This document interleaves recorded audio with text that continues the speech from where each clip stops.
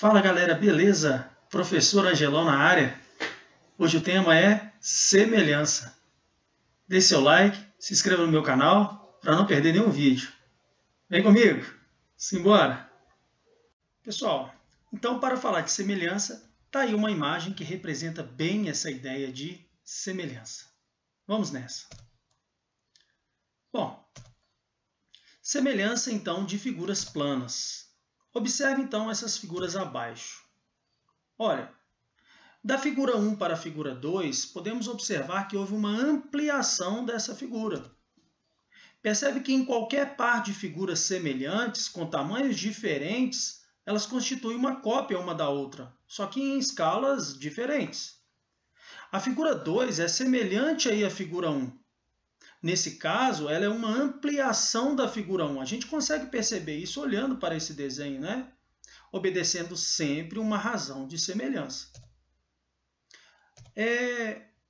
Bom, para que essas figuras planas sejam semelhantes, elas devem possuir o quê? O que vai ser importante para a gente aqui? Tá? Elas vão ter que ter os ângulos correspondentes congruentes, guardem isso. Os lados correspondentes iguais ou proporcionais. Guardem essa definição. Para que duas figuras sejam semelhantes, tem que acontecer exatamente isso. Os ângulos correspondentes congruentes. Essa palavrinha congruente, tá, tem um sentido para a gente de igual. Os ângulos têm que ser iguais, têm que ter a mesma medida. E os lados correspondentes também com medidas iguais ou proporcionais.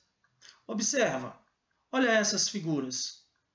Percebem que dessa figura para essa houve uma ampliação. Na verdade, se você observar, os ângulos são todos iguais e os lados também são proporcionais. Se a gente pegar esse lado e observar em relação a esse outro lado, houve uma ampliação, dobrou-se o lado. Esse tamanho também AB dobrou, agora passou a ser 4, tá vendo?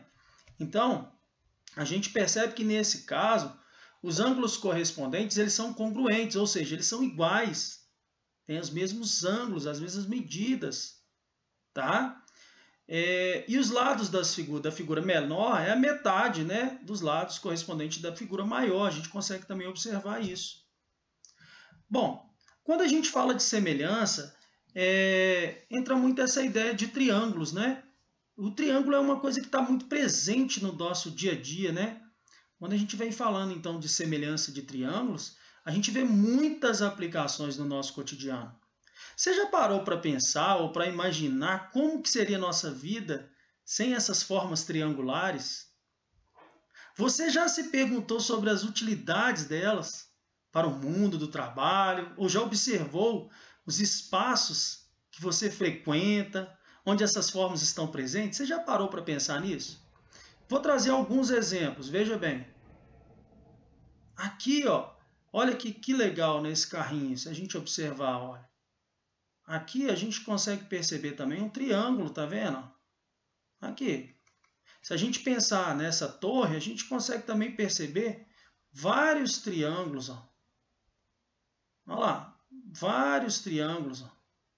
A gente consegue ir moldando ela ali, ó, e construindo, ó, vários triângulos para representar.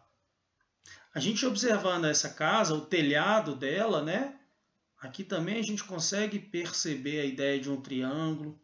Aqui também. Enfim, começa a observar ao redor de você essa forma que é impressionante como ela é utilizada no nosso dia a dia, não é mesmo?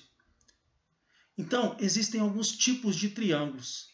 E é importante lembrar também que esses triângulos eles podem ser classificados, tá, simultaneamente de acordo com seus lados e com seus ângulos. Como que a gente classifica esses triângulos? Os triângulos eles são chamados de triângulos equiláteros, se a gente for classificar ele quanto aos lados. Tá? Como um triângulo equilátero. O que é um triângulo equilátero? É aquele triângulo que possui todos os lados iguais e os ângulos também com medidas iguais, idênticas. Observa aí esse triângulo. Ele é chamado de triângulo equilátero. Todos os lados são iguais e todos os ângulos são congruentes, ou seja, são iguais. Quanto aos lados, o triângulo também pode ser chamado de isósceles. É aquele triângulo que possui dois lados iguais, tá vendo? Esses dois lados são iguais e os ângulos da base também são congruentes, têm as mesmas medidas. Essa que é a característica desse tipo de triângulo, chamado de triângulo isósceles. E o triângulo escaleno? É aquele triângulo que possui todas as medidas diferentes, tá? E os ângulos internos desse triângulo escaleno também possuem medidas diferentes. Ele é chamado de triângulo escaleno. A gente pode classificar também quanto aos ângulos. Tá vendo? O triângulo pode ser chamado de triângulo retângulo. O que é um triângulo retângulo? É aquele triângulo que possui um ângulo de 90 graus. Ele pode ser classificado, então, quanto aos ângulos, chamado de triângulo retângulo. Ele pode ser chamado também de triângulo obtusângulo. O que é um triângulo obtusângulo? É aquele triângulo que possui um ângulo maior do que 90 graus. Tá? Um triângulo obtusângulo ele possui um ângulo obtuso maior que 90 graus. E os dois ângulos agudos, menores que 90. Ele pode ser também chamado de triângulo acutângulo, em que todos os ângulos são agudos, ou seja, menores que 90 graus. Bom, essa então é a classificação quanto aos ângulos e quanto aos lados desses triângulos. Então, todo triângulo tem essa característica. Existe uma propriedade de semelhança, tá, entre esses triângulos que foi tirada muito lá do Teorema de Tales. Tá? Toda reta paralela a um dos lados de um triângulo intercepta os outros dois lados em pontos distintos. Isso vai determinar um novo triângulo que vai ser semelhante ao triângulo grandão. Então, toda vez que você tiver uma reta paralela a um dos lados em um triângulo, você vai formar um novo triângulo que vai ser semelhante ao triângulo grandão. Visto que esse ângulo é igualzinho a esse, são chamados de ângulos correspondentes. Esse ângulo também é igual a esse, chamado de ângulos correspondentes. E esse ângulo A é um ângulo comum, tanto do triângulo pequeno quanto do triângulo grandão. Por esse motivo que a gente pode falar que esses triângulos eles são semelhantes. Bom, observe então essas figuras como exemplo. Tá vendo? Eu tenho esse triângulo e tenho esse outro triângulo. As figuras acima, então, elas são congruentes porque elas possuem a mesma forma e os lados correspondentes com medidas iguais, e o que leva a deduzir que os ângulos correspondentes também possuem medidas iguais. Então, a gente percebe então que essas figuras também elas são semelhantes. Bom, como que a gente pode reconhecer que um triângulo então é semelhante ao outro? Para saber, então disso, se dois triângulos eles são semelhantes, basta observar se eles obedecem a alguns casos de semelhança. Veja bem, o primeiro caso, conhecido como ângulo-ângulo. Se você tiver um triângulo e nele tiver dois ângulos com medidas iguais, tá? Dois triângulos eles são semelhantes, quando os ângulos que se correspondem são respectivamente congruentes. Lembra que a palavrinha congruente é a mesma coisa que igual? Então, se ele tiver dois ângulos com medidas iguais, a gente vai dizer então que essa figura ela é semelhante. Então, o ângulo A é congruente ao P, então esse ângulo é igual a esse, e o ângulo B igualzinho ao ângulo Q. Então, quando isso acontece, dizemos que elas são semelhantes, essas figuras. Isso garante a semelhança entre elas.